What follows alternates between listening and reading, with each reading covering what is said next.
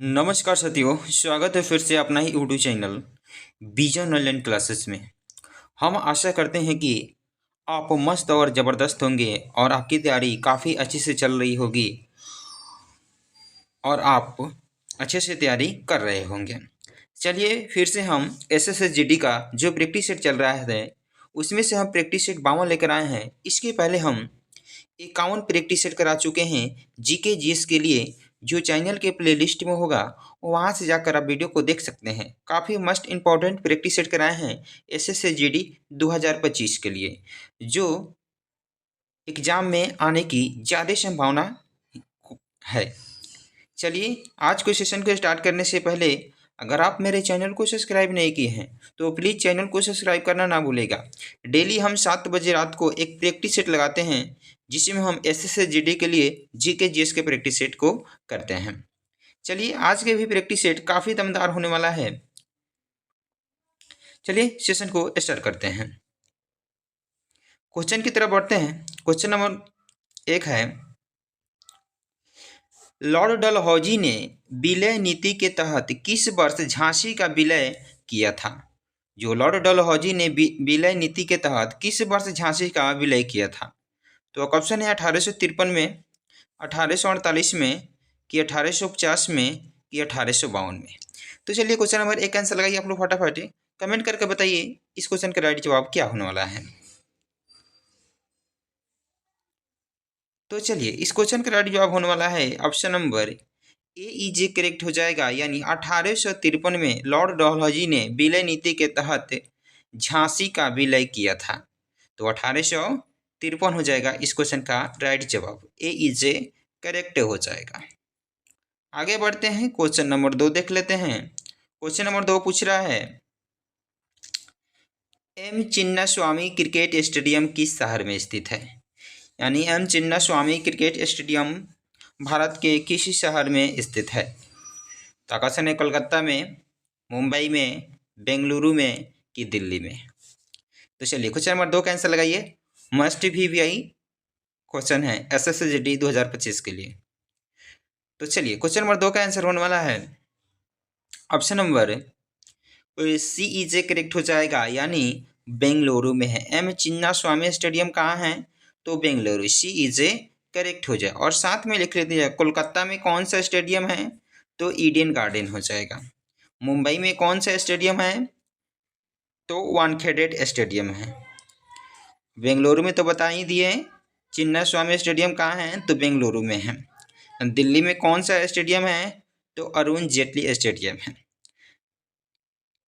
चलिए आगे बढ़ते हैं क्वेश्चन नंबर 3 की तरफ। क्वेश्चन नंबर 3 पूछ रहा है, निम्नलिखित में से किसी संख्यासियत को वर्ष 2019 में कथकली नृत्य शैली में उनके योगदान के लिए पद्मश्री से सम्मानित किया गया? तो किसे पद्मश्री से सम्मानित किया कथकली नृत्य शैली के लिए? तो ऑप्शन है मिलिना सलीवनी, कि शोभना नारायण, कि वैभव मर्चेंट, कि गीता कपूर को। तो चलिए क्वेश्चन नंबर 3 कैंसिल लगाइए आप लोग फटाफट और बताइए इस क्वेश्चन का राइट जवाब क्या होने वाला है। तो चलिए क्वेश्चन नंबर 3 का आंसर होने वाला है ऑप्शन नंबर AEJ करेक्ट हो जाएगा, यानी मिलिना सलीवनी हो जाएगा। AEJ करेक्ट हो जाएगा, जो कथकली नृत्य शैली के योगदान के लिए उन्हें पद्मश्री से सम्मानित किया गया था। मिलिना सलीवनी हो जाएगा। AEJ करेक्ट हो जाएगा। आगे बढ़ते हैं, क्वेश्चन नंबर 4 देख लेते हैं। क्वेश्चन नंबर 4 पूछ रहा है, भारत के संविधान के निम्नलिखित में से किस भाग में मूल अधिकार सन्निहित है? यानी मूल अधिकार किससे संबंधित है? तो भारत के संविधान के किस में मूल अधिकार है? तो क्वेश्चन है भाग 3 में, कि भाग 4 में, कि भाग 2 में, कि भाग 1 में। तो चलिए क्वेश्चन नंबर 4 कैंसिल लगाइए आप लोग फटाफट। क्या होने वाला है इसका राइट जवाब कमेंट करके बताइए और लास्ट में अपना स्कोर बताइएगा। 20 में से आपका स्कोर नंबर कितना आ रहा है और आपकी तैयारी कैसी चल रही है ये भी बताइएगा। तो चलिए क्वेश्चन नंबर 4 का आंसर होने वाला है ऑप्शन नंबर AEJ करेक्ट हो जाएगा, यानी भाग 3 में है। ए इज ए करेक्ट हो जाएगा। आगे बढ़ते हैं, क्वेश्चन नंबर 5 देख लेते हैं। क्वेश्चन नंबर 5 पूछ रहा है, प्रधानमंत्री नरेंद्र मोदी ने डैश में जल जीवन मिशन का शुभारंभ किया। तो प्रधानमंत्री नरेंद्र मोदी ने किस वर्ष जल जीवन मिशन योजना चालू की? तो क्वेश्चन है 2014 में, 2018 में, 2019 में कि 2022 में। तो चलिए क्वेश्चन नंबर 5 का आंसर लगाइए। क्या होने वाला इस क्वेश्चन का जवाब? मस्ट प्रीवियस क्वेश्चन है। तो चलिए क्वेश्चन नंबर 5 का आंसर होने वाला है option number C is a correct हो जाएगा, यानी 2019 में चालू किए। सी इज ए करेक्ट हो जाएगा। 2019 में जल जीवन मिशन शुभारंभ किए श्री नरेंद्र मोदी ने। भारत के नरेंद्र मोदी कौन प्रधानमंत्री बने हैं? तो 15वें प्रधानमंत्री बने हैं। चलिए आगे बढ़ते हैं क्वेश्चन नंबर 6 की तरफ। क्वेश्चन नंबर 6 है, लक्ष्य सेन किस खेल के खिलाड़ी हैं? तो लक्ष्य सेन किस खेल के खिलाड़ी है? ऑप्शन है क्रिकेट, बैडमिंटन, टेबल टेनिस की कबड्डी। तो चलिए क्वेश्चन नंबर 6 का आंसर लगाइए आप लोग। कमेंट करके बताइए इस क्वेश्चन का राइट जवाब क्या होने वाला है। लक्ष्य सेन किस खेल के खिलाड़ी हैं? तो चलिए क्वेश्चन नंबर 6 का आंसर होने वाला है option number B is a correct हो जाएगा, यानी बैडमिंटन हो जाएगा। वी इज ए करेक्ट हो जाएगा। लक्ष्य सेन किस खेल के खिलाड़ी हैं? तो बैडमिंटन के खिलाड़ी हैं। वी इज ए करेक्ट हो जाएगा। आगे बढ़ने हैं क्वेश्चन नंबर 7 की तरफ। अगर आपको वीडियो अच्छा लग रहा है तो वीडियो को ज़्यादा से ज़्यादा लोगों तक शेयर कर दीजिएगा। जितने भी भाई बहन दोस्त और जितने भी ग्रुप है उसमें सेंड कर दीजिए। तो चलिए क्वेश्चन नंबर 7 पूछ रहा है, 1992 में सबसे कम आयु में पद्म भूषण प्राप्त करने वाले नर्तक या नर्तकी निम्न में से क्या था? तो 1992 में सबसे कम यानी उम्र में पद्म श्री भूषण प्राप्त करने वाले नर्तक या नर्तकी निम्न में से क्या था? तो क्वेश्चन है अनुराधा पांडे कि सोनल मानसिंह कि उदय शंकर कि पंडित बिरजू महाराज। तो चलिए क्वेश्चन नंबर 7 का आंसर लगाइए आप लोग फटाफट। क्या होने वाला इस क्वेश्चन का राइट जवाब? तो चलिए क्वेश्चन नंबर 7 का आंसर होने वाला है option number B is a correct हो जाएगा, यानी सोनल मानसिंह हो जाएगा। वी इज ए करेक्ट हो जाएगा। सबसे कम आयु में उसको पद्म भूषण प्राप्त करने वाले नर्तकी से सम्मानित किया गया था, Sonal Mansingh. B is a correct हो जाएगा। आगे बढ़ते हैं क्वेश्चन नंबर 8 देख लेते हैं। क्वेश्चन नंबर 8 पूछ रहा है, विश्व के कुल पृष्ठीय क्षेत्रफल में भारत का कितना हिस्सा है? जो विश्व का कुल पृष्ठीय क्षेत्रफल होता है उसमें भारत का कितना हिस्सा है?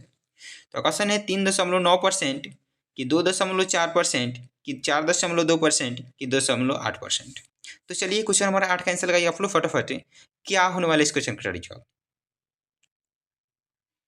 तो चलिए क्वेश्चन नंबर 8 का आंसर होने वाला है option number B is a correct हो जाएगा, यानी 2.4% भारत का हिस्सा है। वी इज ए करेक्ट हो जाएगा, 2.4% हो जाएगा। आगे बढ़ते हैं क्वेश्चन नंबर 9 देख लेते हैं। क्वेश्चन नंबर 9 पूछ रहा है, कौन सा विकल्प बुलिमिया का सबसे अच्छा वर्णन करता है? तो ऐसा कौन सा विकल्प है जो बुलिमिया का सबसे अच्छा वर्णन करता है, यानी सही है? तो क्वेश्चन है चिंता संबंधित विकार कि खाने संबंधित विकार कि तंत्रिका विकास संबंधित विकार कि बाइपोलर विकार। तो चलिए क्वेश्चन नंबर 9 कैंसिल लगाइए। क्या होने वाला इस क्वेश्चन का जवाब? ए भी मस्ट बी क्वेश्चन SSCGD 2025 के लिए। तो चलिए क्वेश्चन नंबर 9 का आंसर होने वाला है option number A V is a correct हो जाएगा, यानी खाने संबंधित विकार हो जाएगा। A V is a correct हो जाएगा। आगे बढ़ते हैं क्वेश्चन नंबर 10 देख लेते हैं। क्वेश्चन नंबर 10 पूछ रहा है, उत्तर भारत के लोग किस त्योहार पर देवी लक्ष्मी और भगवान गणेश की एक साथ पूजा करते हैं? तो उत्तर भारत के लोग किस त्योहार पर देवी लक्ष्मी और भगवान गणेश दोनों की एक साथ पूजा करते हैं? तो क्वेश्चन है होली, दशहरा, दिवाली की जन्माष्टमी। तो चलिए क्वेश्चन नंबर 10 का आंसर लगाइए आप लोग। तो चलिए क्वेश्चन नंबर 10 का आंसर होने वाला है option number A C is correct हो जाएगा, यानी दीपावली हो जाएगा। दीपावली में हम क्या करते हैं, लक्ष्मी जी का भी पूजा करते हैं और गणेश जी का भी हम पूजा करते हैं, तो सी इज करेक्ट हो जाएगा। आगे बढ़ते हैं क्वेश्चन नंबर 11 की तरफ। क्वेश्चन नंबर 11 पूछ रहा है, भारत के संविधान के अनुच्छेद 243 के अनुसार डैश का अर्थ है ग्रामीण क्षेत्रों के लिए अनुच्छेद 243 ख के अधीन गठित स्वायत्त शासन वाली एक संस्था। तो क्वेश्चन है ग्राम सभा की, पंचायत सभा की, नगर निगम की, म्यूनिसिपल कमेटी। तो चलिए क्वेश्चन नंबर 11 कैंसिल लगाइए आप लोग फटाफट। क्या होने वाला इसको कर रहे हो, भारत के संविधान के अनुच्छेद 243 के अनुसार डैश का अर्थ है ग्रामीण क्षेत्रों के लिए अनुच्छेद 243 ख के अधीन गठित स्वायत्त शासन वाली संस्था थी। तो कौन ऐसा संस्था थी? तो चलिए क्वेश्चन नंबर 11 का आंसर होने वाला है option number B is a correct हो जाएगा, यानी पंचायत हो जाएगा। वी इज ए करेक्ट हो जाएगा, पंचायत सभा हो जाएगा। चलिए आगे बढ़ते हैं, क्वेश्चन नंबर 12 का देख लेते हैं। क्वेश्चन नंबर 12 पूछ रहा है, निम्नलिखित में से कौन सा संगठन भारत में निर्धनता रेखा का आकलन करने के लिए प्रदर्शित सर्वेक्षण कौन करता है? तो प्रदर्शित सर्वेक्षण कौन करता है? तो क्वेश्चन है NSSO की, वित्त मंत्रालय की, RBI की, CSO। तो चलिए क्वेश्चन नंबर 12 कैंसिल लगाइए। Must VVI question SSC GD 2025 में एक क्वेश्चन पूछा जा सकता है, VVI लगा लीजिएगा इस क्वेश्चन को। तो चलिए क्वेश्चन नंबर 12 का आंसर होने वाला है option number C is a correct हो जाएगा, यानी RBI हो जाएगा। सी इज ए करेक्ट हो जाएगा। आगे बढ़ते हैं क्वेश्चन नंबर 13 की तरफ। क्वेश्चन नंबर 13 है, निम्नलिखित में से कौन अप्रैल 2022 में भारत में खैरागढ़ छत्तीसगढ़ से विधानसभा के सदस्य बने? तो 2022 अप्रैल में भारत में खैरागढ़ और छत्तीसगढ़ से विधानसभा के सदस्य कौन बने हैं? तो ऑप्शन है यशोदा वर्मा की, बंधु तिर्की की, मनोज सिंह मंडावी की, मुसाफिर पासवान। तो चलिए क्वेश्चन नंबर 13 कैंसिल लगाइए। अगर वीडियो आपको अच्छा लग रहा है तो वीडियो को जरूर ज़्यादा से ज़्यादा लोग तक शेयर कर दीजिएगा और चैनल को प्लीज़ सब्सक्राइब करना ना भूलिएगा। डेली हम 7 बजे एक प्रैक्टिस सेट लेकर आते हैं GK GS SSC GD 2025 के लिए। तो चलिए क्वेश्चन नंबर 13 का आंसर होने वाला है option number A is a correct हो जाएगा, यानी यशोदा वर्मा हो जाएगा। ए इज ए करेक्ट हो जाएगा। आगे बढ़ते हैं, क्वेश्चन नंबर 14 है, कृषि में गाय के गोबर का उपयोग डैश के रूप में किया जाता है। जो कृषि होता है, जो गाय का गोबर होता है, वह किस रूप में उपयोग किया जाता है, यानी प्रयोग किया जाता है?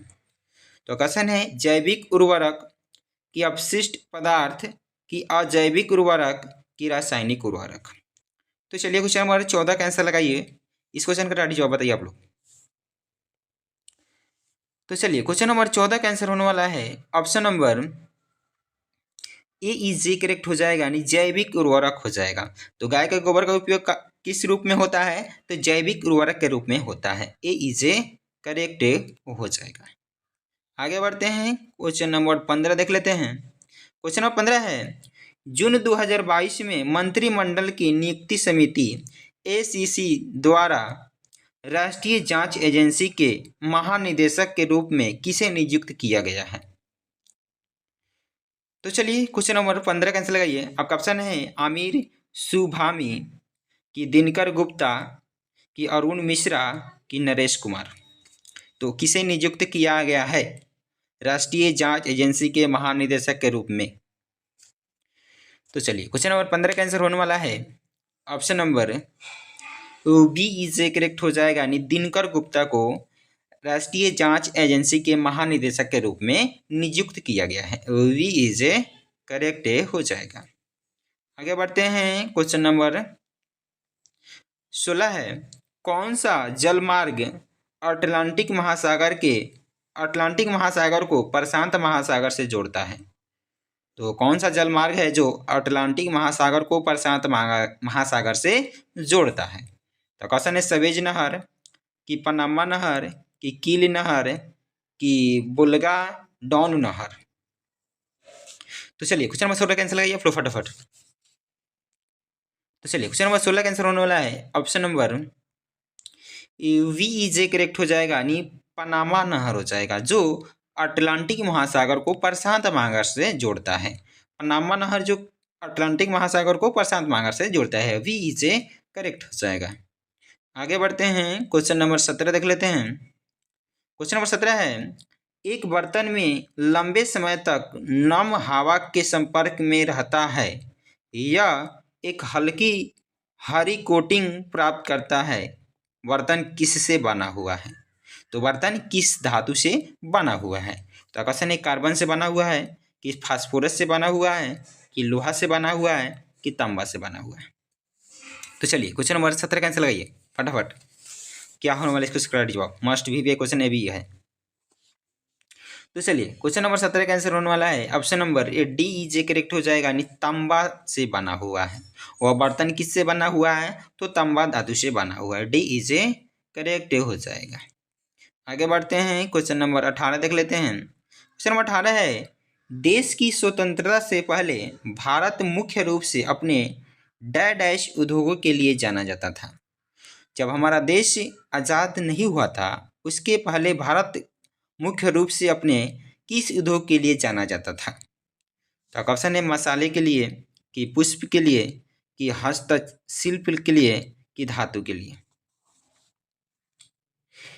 तो चलिए क्वेश्चन नंबर 18 कैंसिल लगाइए। जब हमारा देश स्वतंत्र नहीं हुआ था, यानी आज़ाद नहीं हुआ था, उसके पहले हमारा देश भारत उद्योग किसके लिए जाना जाता था? तो चलिए क्वेश्चन नंबर 18 का आंसर होने वाला है ऑप्शन नंबर CEJ करेक्ट हो जाएगा, यानी हस्तशिल्प के लिए जाना जाता था, CEJ करेक्ट हो जाएगा। आगे बढ़ते हैं क्वेश्चन नंबर 19 की तरफ। क्वेश्चन नंबर 19 पूछ रहा है, कच्चे तेल, पेट्रोलियम उत्पादों और प्राकृतिक गैस को स्थानांतरित करने के लिए अब परिवहन के किस साधन का उपयोग किया जा रहा है? तो कच्चे तेल, पेट्रोलियम उत्पादों और प्राकृतिक गैसों को स्थानांतरित करने के लिए अब परिवहन को किस साधन का उपयोग किया जा रहा है? तो ऑप्शन है, केबल के माध्यम से कि हवाई मार्ग के माध्यम से कि बस के माध्यम से कि पाइपलाइन के माध्यम से? तो चलिए क्वेश्चन नंबर 19 का आंसर लगाइए। तो चलिए क्वेश्चन नंबर 19 का आंसर होने वाला है ऑप्शन नंबर DEJ करेक्ट हो जाएगा, यानी पाइपलाइन के माध्यम से साधन का उपयोग किया जा रहा है, DEJ करेक्ट हो जाएगा।